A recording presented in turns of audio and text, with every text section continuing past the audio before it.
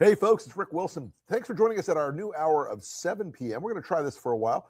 You know, sometimes the 5 o'clock show seems to be missed by some people because commuting and all that makes sense. And the 7 o'clock show gives our West Coast folks a little more time to pick it up in the later part of their day. Appreciate you all for watching. So, they've left me here alone tonight, solo, no adult supervision whatsoever. What could possibly go wrong? All right. First, folks, I want to talk about the redistricting stuff that's happened this last week and this week. Everybody is scared of it. Everybody's upset about it. Everybody's wondering if the Republicans are going to be able to snatch a win and keep control of the House with redistricting tricks. The good news is, no. This wave is getting too big. Some of the Florida evidence that's emerging right now is that they have in fact done a dummy mander in Florida. The maps that they drew, in order to do them, to take out 4 Democratic seats, they had to spread the peanut butter very thin over the toast of Republican votes. Remember, folks, in Florida, the largest group of voters are not affiliated with either party.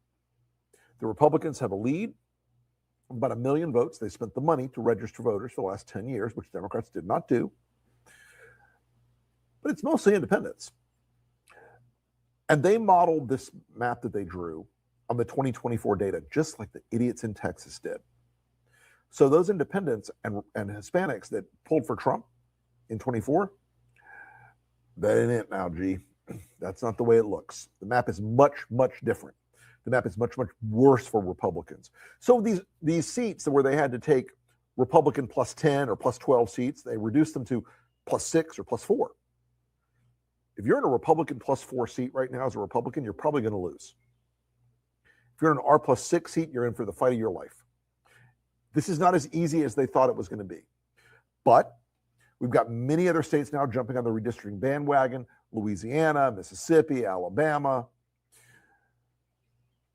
That's going to get loose in the next few weeks. We're going to lose a few seats on that. And we're going to, at the Lincoln Project, we've decided we're going to have to recalibrate our 26 and 26 race format, which we really liked. The good news on that is some of those races were already being put to bed. The bad news on that now is that we're going to have to defend some Democratic allies. We're going to have to defend some seats that we didn't think we'd have to fight in. That's okay. That's what we're built for. That's what we're made to do. Support our fight, by the way, folks, if you would be so kind. It would be greatly appreciated. The more we have in the bank to go after these guys, the more we put in the tank of the machine that is going to go out and knock the hell out of Republican morale and Republican candidates this year. So look, I don't want you to panic about redistricting, but I also don't want you to take anything for granted. We still have to go out and make this wave fully happen. We still have to go out and make this wave a tidal wave. It can be done and it must be done. We're excited about it, folks, honestly. And the redistricting stuff that is going on in Alabama, Louisiana, Mississippi, and Florida right now. And by the way, I want to give a shout out to the Republican governor of Georgia who said no, he's not going to do it. When they're right, they're right. Kemp was right. He said, not going to do it. We're not going to play this game. Nobody wants to play this game a lot more, but we may have to.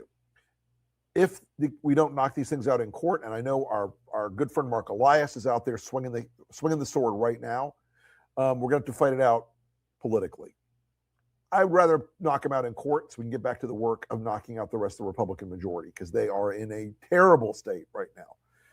And one thing that's going to absolutely cure all of the Republican majority's problems, one thing that's going to make their political fortunes completely turn around, the one thing that the voters are crying out for is for Congress to pass legislation spending $1 billion on Trump's ballroom. If you're a Republican right now and you vote for that, which I hope you do, honestly. If you're a Republican, I hope you vote for the ballroom. I hope you vote for the ballroom. To spend $1 billion of taxpayer money on the Trump-Epstein ballroom. I want you to spend that money. I want you to vote for that in the CR. I can't freaking wait. The ads write themselves.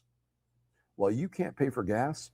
Trump's asking somebody to pick up the tab for his billion-dollar ballroom. Who? Why, it's you, America. I hope if you're a Republican, you vote for that ballroom, because I am going to write 100 ads and I'm going to hang it around your neck like a dead animal carcass. I'm going to hang it around your neck so the stink never gets off of you. I'm going to hang it around your neck so that you can't put a town meeting together without people throwing rotten food at you. Because if you vote for a billion-dollar ballroom while America's economy is collapsing, while gas is $5, $6 a gallon, while farm bankruptcies are reaching an absolute record, if you do that, you deserve what we're going to do to you. You deserve what's coming to you. You deserve the pain and the misery and the humiliation of the kind of ads the Lincoln Project and Lincoln Advocacy specialize in. You deserve that punishment at a level that you've never imagined before, and it's coming. So, Republicans, what's put you here?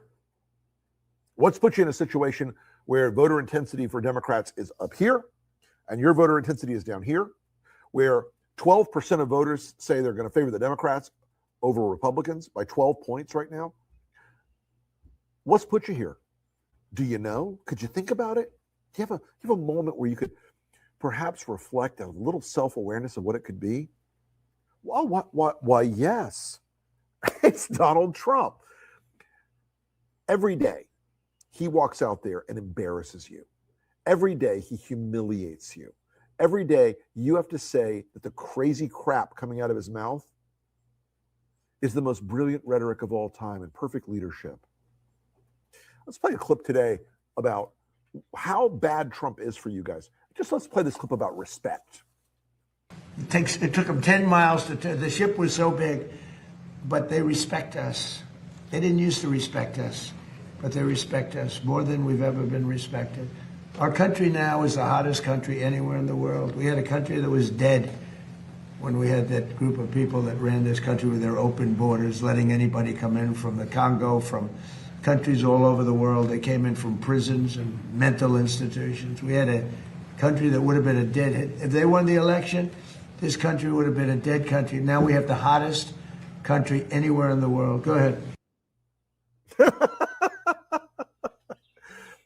Every day, Republicans see this guy. And every day they say, oh, he's a brilliant genius. He's the greatest president of all time. What are we doing? We're not building a 5,000-foot statue to Donald Trump. Every day that goes on. And I want to explain something to you guys. The era of Trump will end. We're seeing polling all over the place right now that has increasing numbers of people, not progressives, not liberals, not hardcore Democrats, moderate Republicans, independent-leaning conservatives, the same people the Lincoln Project has been talking to for 6 years. And in 2020, we moved 4.63% of them. In 2024, we moved 5.45% of them. And this year, I'm going to tell you folks, we're going to move 10 to 15% of those voters away from the Republican Party. Now, are they conservatives? A lot of them are. Are they going to turn into raving AOC progressives? No. They're not going to vote for a party that is continuing to enable the madness of a demented, broken, failed, unsuccessful president. And no matter how many times he tells you he's all together, there's no cognitive test in the world that's going to prove that he is. Let's play that clip. In my opinion, anybody running for president or vice president should take a cognitive test. And no president has ever taken one except me. I've taken 3 of them, and I've aced each one. 1 in the first administration, 2 over here. And whenever they get a little sassy, like, does he still have it? Does he still have what it takes? I say, all right, I'll take another one. And they are hard. There are many people in this room I know that are smart. They're not going to ace them. There are many people standing back there, the fake news media. I'd like to have them. You know, the first question is very easy, and they always show the first question is, you have a lion, a bear, an alligator, and what's another good? A squirrel, okay? Which is the squirrel? So they show that question, and then the first 4 or 5 questions they get a little more difficult. Really, really, Donald, is there a mystery, Donald, why you're the only president who's taken a cognitive test? Is there a mystery for that? Is there some secret question Republicans should be asking? Is there a conspiracy to force Donald Trump to take these tests, or is it because he's losing his cognitive abilities? I'm going to go with the latter. I'm going to go with the Occam's razor of this answer is that Donald Trump is a doddering, senile old man who is losing his grip. So what did he say? They get zesty or they get spicy or whatever, antsy, whatever he said. Donald, there's a reason for that. Because what you're doing, your behavior, is why people feel that way. And 3 cognitive tests is not a sign of great mental acuity, Donald. It's a sign that you are on the downslope. And for Republicans who are watching Trump trying to pretend it's not happening, it's happening, guys. It's happening more every day, and you see it. These clips are just miserable. It is why you are increasingly seeing the wannabes for 2028 starting to position themselves and move the chess pieces around and move the predicates of their leadership more in the front and center of the people's imagination. It's why Vance is out there a lot. It's why J.D. Vance, who thinks he's going to be president, should be worried that his approval rating is worse than Trump's. Worse than Trump's. It's like saying, oh, well, smallpox has got a slightly better approval rating than the Black Plague. Great. But Rubio is where the tech money and a lot of the smart money right now is sort of eyeing. They're sort of looking at him going, hey, how you doing? Okay, they're sort of giving Rubio the eye. I want to play a clip of Marco trying to be a mini Trump. Let's play that clip. As President Trump has said, and the facts clearly bear out, the United States of America holds all the cards. There is no scenario here in which if they decide to join a ladder of escalation, they wind up getting the last say. But our preference is for these straits to be opened to the way they're supposed to be opened, back to the way it was. Anyone can use it, no mines in the water, nobody paying tolls. That's what we have to get back to, and that's the goal here. Every day the conflict continues, however, our leverage on Iran will continue to increase, and their position will continue to weaken, especially as the blockade really begins to bite in conjunction with the sanctions. Wow, Marco. What was it? I'm working on this one now. What was it that caused Iran to mine the strait and take control of the strait? What was it? This is a perfect example, folks. These candidates that are going to run in 28, they're going to carry the burdens of all Trump's failures on their backs. They're going to carry the embarrassing moments. That's just embarrassing. That's just the idea you go out there and just try to make Trump happy. We have all the cards. If we have all the cards, why are they shooting down American planes? If we have all the cards, why is it they're continuing to launch drone attacks on American ships? If we have all the cards, why are they still dropping sea mines? Look, I'm no fan of the Iranian government. No one is, really, except the Iranian government. But they have the advantage here. This is interesting construction, that the cards construction that Marco used. Because, a few months ago, Trump said to Vladimir Zelensky about a year ago, you have no cards. Russia has all the cards. You have nothing. You have no cards. Well, now Russia is collapsing. Putin has lost that war. He can still do terrible damage to Ukraine, but he's lost the war. Ukraine is striking Moscow. They canceled the May Day parade because Ukrainian drones are ranging all over the Moscow region inside the ring road, hitting targets. Ukraine has been knocking out Russia's entire oil infrastructure for weeks now. But Marco and Vance and Trump all like this idea. They have all the cards. I'm sorry. Everybody forgets that lesson in war. The other guy gets a vote. The other side gets a vote. The other team gets a turn on the field to play against you.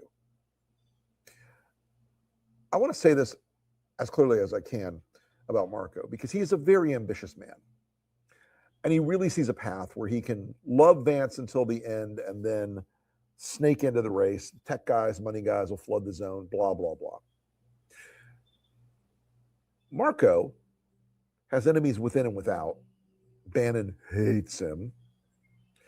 Tucker hates him. And Tucker may get in this race too. You guys may have read my piece this week about that, how Tucker Carlson becomes president. If you haven't, check out my Substack, Against All Enemies. Piece got a lot of traction this week. And interestingly, it made a lot of MAGA consultants really angry. They don't want to think about it. They don't want to think about the future because the game they've played for so long. Oh, Joe Biden's fault, Barack Obama's fault, Hillary Clinton did. Nobody believes it anymore. When Trump goes out and says, oh, the economy is Joe Biden's fault, no one believes that anymore. Inflation is higher now than it was when Joe Biden left office. Gas prices are $1.50 higher than when Joe Biden left office. Even the most dedicated MAGA fanatics who really are all in on it. And I am trying to be better about hating the people that they have suckered for so long. Some of them I genuinely do dislike. But I'm trying to be better about that because I think an awful lot of those people are learning a very painful lesson in their lives right now. And it's going to cost them their homes, their jobs, their prosperity for a long time. And that is, Donald Trump has wrecked this economy with this war and with those tariffs. I want to play a couple clips here of Trump blaming Joe Biden. And I want you to think about this in a context of how does this sound now versus how this would have sounded a year ago? Because a year ago, a lot of people would have still gone, yeah, Joe Biden, son of a bitch, he ruined the economy. But now, when you watch Trump doing it, the hollowness of it really strikes one. So let's play that. I've only been here for 11 months. I inherited a mess. He has to be rated as the worst president we've ever had. Joe Biden handed us over a country that was in very serious trouble, economically and in every other way. Do you and your tariff policies right now bear any responsibility for the turmoil we're seeing this week? Biden gave us a horrible economy. And I really mean this. I think the good parts are the Trump economy and the bad parts are the Biden economy. Joe Biden especially let the price of eggs get out of control. A lot of this is Biden's fault, too. And we're going to get the price of beef down. You know, I saw that they kept talking about affordability. Well, Biden was a disaster with affordability. Well, it's a Biden appointee, and we've had problems in the past. We have a bad Fed person. He was extended by Biden. This was all caused by bad rules, regulations, and other things by Biden. If you have some drug dealers in your country and you're the president, you don't necessarily put the president in jail for 45 years. That was a Biden-inspired witch hunt. Joe Biden should have done this attack on Yemen. It should have never happened, where Biden just gave this money away. You should have asked that same question to Biden. Why did he get us into this war? You should ask that question. And speaking of the blame game, by the way, folks, there is a world that is truly hilarious right now. And it is Sean Duffy and Donald Trump and Fox News saying, well, Spirit Airlines went out of business because Elizabeth Warren was mean to them. Look, you can disagree with Elizabeth Warren on a number of economic factors, but it's the diesel fuel cost that killed Spirit Airlines. And when did that go up? When did that go up? I'm trying to think what it was that caused jet fuel, which is diesel fuel, by the way. Diesel is the JP 4, 7, and 8 families of jet fuel are all diesel derivatives. What was it that caused diesel fuel to go up so high? I cannot remember. It is a mystery. It is a scientific conundrum. What caused that? Oh, wait. It was Donald Trump's unnecessary and strategically insane war on Iran. Spirit Airlines and Spirit Halloween have the chance to do the funniest thing ever, as you all know. But that idea that Trump is going to blame other people will never stop coming. The blame game is never going to stop rolling for this guy. Everybody else is to blame. Joe Biden's to blame. Barack Obama's to blame. Nancy Pelosi's to blame. What we're seeing in the polling now, okay, has been driven by two things. The tariffs screwed the economy and weakened us dramatically. that set us up for a war where the energy shock that was inevitable from doing this, it was inevitable. No serious political or military or strategic thinker said, hey, a war with Iran won't have any consequences for global energy markets. What could possibly go wrong? What could possibly happen if we attack, if we launch a war in the Persian Gulf? What could possibly happen in the Straits of Hormuz? Nothing could go wrong. There's no one else to blame except Donald Trump. There's no one else to blame except Pete Hegseth. There's no one else to blame except Marco Rubio and J.D. Vance and the rest of these people who are all playing along with Trump's endless collapse and the lies. Folks, the polling, every week, Andrew Wilson and I do a show on Fridays, as many of you know, called Behind the Numbers. And it started out about 6 months ago as a little bit of a joke. Hey, Trump's numbers are down again this week. Down again this week. They can't go much lower. They can't go much lower. They can't go much lower. They can't go much lower. Donald Trump's numbers apparently can still go lower. Donald Trump's numbers are so cataclysmically bad right now that a lot of Republican candidates are thinking of a strategy we call take the money and run. You may not know this, but your congressional account, when you leave Congress, your campaign account, you can take the money, do whatever you want with it. Pay yourself, set up a foundation, go to Borneo, doesn't matter. There are many members of Congress, many Republicans who have a nice fat war chest, and they see the tidal wave coming, who are thinking, screw this, I'm going to set up the Congressman John Smith Center for Kids Who Can't Read Good but want to read good, and pay my wife and myself and my kids a big fat salary. They know it is coming. They know he's to blame. So when we think about the strategy of this year for us at the Lincoln Project and for Democratic candidates and for folks running for office at every level, all these lies Trump's telling every day about the economy are his tell. We're the hottest country ever. We get the booming economy. We're building 57 billion new factories. You all know it's a lie. And so do the American people. They do not believe Trump is honest and trustworthy. They do not believe he has the moral or intellectual skill to be president anymore, if ever. And I want to make it very clear how important that fact is. The thing that Trump always had in the minds of the American people, including many of his critics, was this fallacious but impactful belief that he was good on the economy, that he was a businessman, that he understood the economy, that he would find a way to apply his brilliant negotiating skills. My cat's fighting over there with a dog. Outstanding. Go to it, Beaks.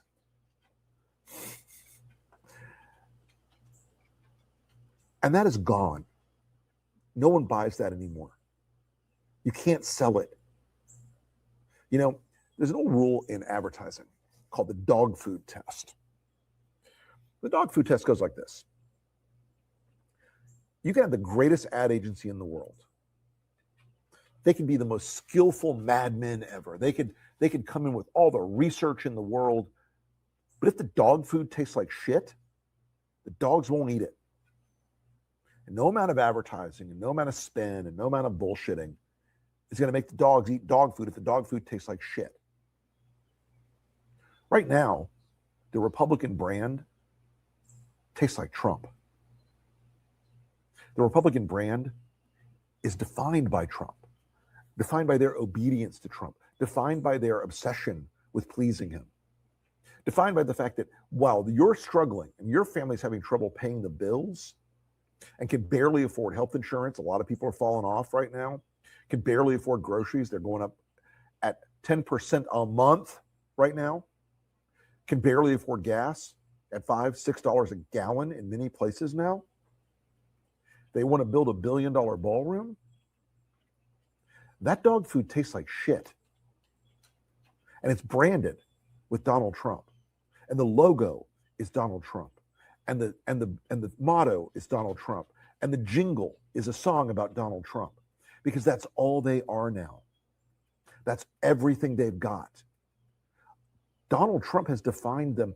They're not a conservative party. They're not Republicans anymore. They're not conservatives. They're not free market people or fiscal responsibility people or strong government, strong foreign policy people or limited government people. They're just about Trump. That dog food tastes like shit, and the voters stopped eating it. And every day that goes by, fewer and fewer voters say, I'd like a big fat bowl of Trump-branded shit. It's over. It's dying. There will always be a little fanatic core around Trump. Most of them are aging out and fading out. They don't vote when Trump's not on the ballot. And the voters he's really looking forward to trying to get and keep from 2024 have already left. Young voters, Hispanic voters, African-American voters, they're gone. The ones he pulled over, they're gone. And now that he's losing Republicans, and now that he's underwater on white, non-college voters, we've learned a key lesson. It bleeds, it breaks, it falls apart. He's not immortal. He's not impervious to political power. He doesn't magically connect with the voters in the country. The strategy going forward to link up his insanity and corruption with the unaffordability of everyday life, it's in your hands, everybody. It's right there.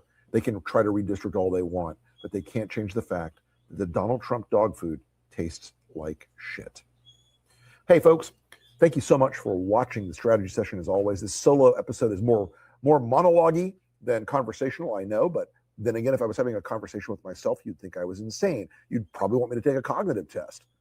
You can catch me, folks, on the Lincoln Project podcast every week. You can also catch me on this show on Tuesday nights. We're usually joined by my colleagues Stuart Stevens and Joe Trippi and other rotating guests as we continue the year. You can catch me on the Elephant in the Room podcast on Fridays, which is kind of exciting, most Fridays, where I peel back the curtain on something that's going on in our politics that you might not be thinking about, some hidden aspect of what's happening. It's a short podcast. It's, a half hour tops, but I always try to give you something each week to think about that might not be in the news.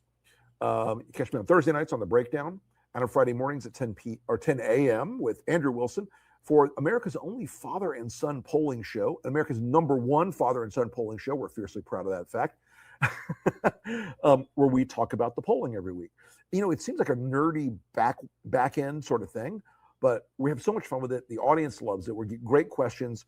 We're starting to bring in some more folks every week to talk who are experts in certain areas of polling. We had Mike Madrid, our Lincoln Project alumni and good friend of the show, come in to talk about Hispanic polling a couple of weeks ago. We're really making that show a lot more rich and full-bodied. And always catch me at Against All Enemies, my Substack. You can also catch me here on Lincoln Square. You can catch me at the Lincoln Project. But one thing you can't catch me is eating the Trump dog food. Thanks, folks. Have a great night.